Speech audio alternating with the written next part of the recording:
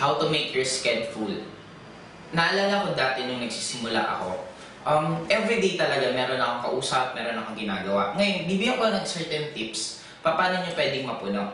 Just like me before, meron akong schedule, Monday, Tuesday, Wednesday, Thursday, Friday, Saturday, and Sunday.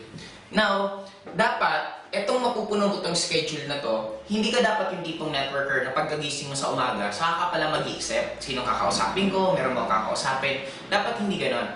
Ako, week before, napuno ko na to. Halimbawa, Monday, ito yung Monday na pwede akong mag-prospecting. Ano yung gagawin ko sa prospecting? Pwede akong mamigay ng flyers, pwede akong mag-chat sa Facebook, pwede akong mag-message kahit kanino. Now, yung mga taong yun, i-set up ko sila ng meeting kung kailan sila available. Halimbawa, meron tayong, sabihin na natin, mga si Juan, si Edna, tapos si Juan yung iba ko nag-text, sabi niya, okay, available ako Tuesday ng hapon. Okay, sa schedule ko, susulat ko na dyan, PM, available sa Edna.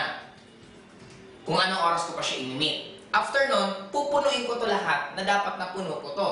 Sometimes may mga araw na walang, halimbawa, napuno ko to. Kaya lang ito, walang nag-commit. Ngayon, anong gagawin ko sa Wednesday kung walang nag-commit ng schedule na yan? Yan yung time na pwede pa rin ako mag-prospecting, or pwede ako magbasa ng libro, or pwede ako mag-aral sa internet, ano yung networking, paano ko close deal.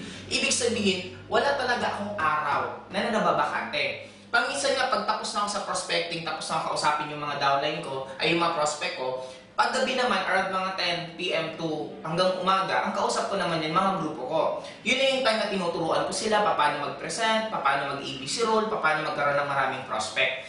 And dapat itong schedule na to, ang tawag ko dito, dapat wala kang nababakante. Bakit? Pag ang isang tao, isang networker, araw-araw meron kang ginagawa. In short, yung pag-uwi mo pa lang sa bahay mo, wala ka nang ibang gagawin, itutulog mo na lang talaga para bukas kasi may schedule ka. Ito yung time na hindi ka nakakapag-isip ng negative.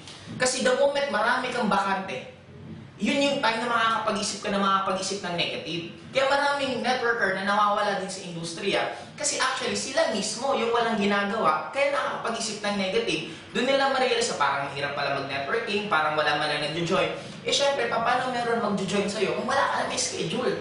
Kaya dapat, eto, gawin mo lang to for 1 whole year. So siguraduhin ko sa'yo, kung buong taon ito yung gagawin mo, iyan yung mga times na susunod na kahit wala kang literaling ginagawa, wala kang kausap, pero since na-duplicate ka na, tuloy-tuloy yan, automatic, yung income mo, papasok at papasok na lang.